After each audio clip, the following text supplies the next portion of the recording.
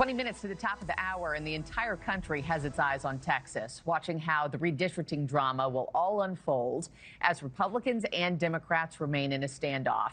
President Trump is looking to ensure the GOP gets an extra 5 seats in the House there.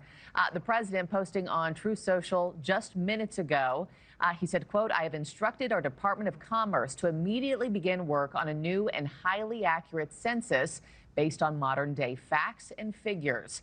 He went on to say the people who are in our country illegally will not be counted in the census. Joining me now is federal defense attorney Ronald Chapman.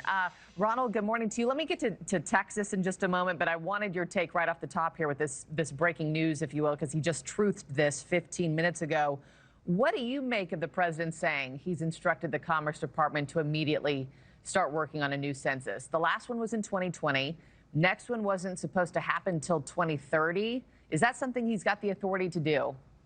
Well, it appears that he does. I think that can be done by executive order. It's certainly a matter of agency. But the first thing I'm thinking is certainly this has to do with voting. What he's trying to do is get a different census in place so that when redistricting efforts take place, the challenges to those efforts are less successful because they are based on different numbers that Trump is likely to control, that according to his Truth Social message would not include undocumented immigrants in the United States. That would certainly change the map drastically, especially in Texas, but in many other states that might allow Trump to get the seats that he's looking for. But doesn't the Constitution say that Congress is supposed to be in charge of that, of the census? Well, absolutely. Congress is in charge of the census, but in terms of carrying out the census and the timing, I believe that that's something that can be given to the president. We'll see if there's a challenge related to that. Of course, this is just coming out and breaking. I want to do some more research, but if he's saying that he's about ready to do it, I imagine he's got advice from his lawyers and he's ready to fight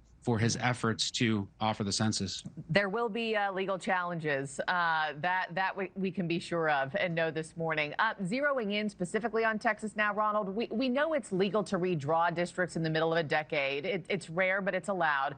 The question is whether or not Texas Republicans are violating the Voting Rights Act, which Democrats are claiming. Break that down, what the law says, and which party you think has the upper hand in this fight right now.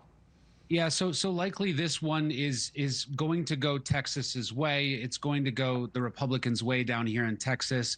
And that's specifically because of a prior case that sort of knocked out this leg of the Voting Rights Act that required federal pre-clearance before you redistrict. Now Texas is able to do that, change the lines, and the challenges will come, but the challenges are going to have to show that there was an impact. Now, Trump's census comes into play here because it's less likely that they will show that there was an impact to the black vote when they redraw the lines, when they redraw the census, and they're able to show a completely different population. So in essence, what they're able to do here is create the evidence they need to defend the districts with the census that might be ongoing very soon. The other big question, too, of course, Governor Greg Abbott has threatened to arrest any of these Democrats who have fled the state to break quorum and camp out elsewhere, places like Chicago, New York City, et cetera.